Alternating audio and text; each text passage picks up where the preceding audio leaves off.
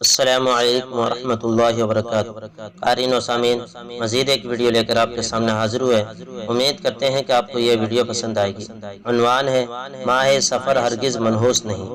ماہ سفر اسلامی قمری کیلنڈر کا دوسرا مہینہ ہے۔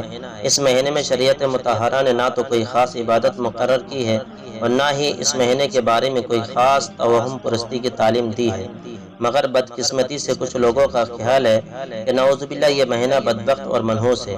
اسی وجہ سے اس مہینے میں شادی بیاہ اور دیگر خوشی کی تقریبات کے انعقاد سے اجتناب برتا جاتا ہے۔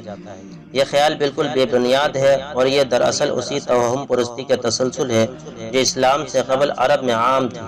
رسول اللہ صلی اللہ علیہ وسلم نے توہم پرستی پر مبنی ایسے تمام عقائد کو یکسر ختم فرما دیا۔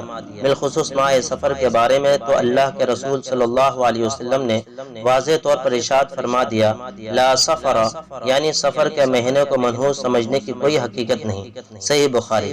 اس واضح ارشاد نبوی کے باوجود بھی آج کل لوگوں کی ایک بڑی تعداد اس مہینے کو منحوس سمجھتی ہے، بلکہ اس مہینے کے حوالے سے عجیب و غریب چیزیں ہمارے معاشرے میں مشہور ہیں۔ مثلا نمبر 1، اس کے ابتدائی 13 دن منحوس اور 13 تیزی کہلاتے ہیں۔ نمبر 2، اس مہینے کی نحوست سے بچنے کے لیے زیادہ سے زیادہ مروجہ قرآن خوانی کا اہتمام کیا جاتا ہے۔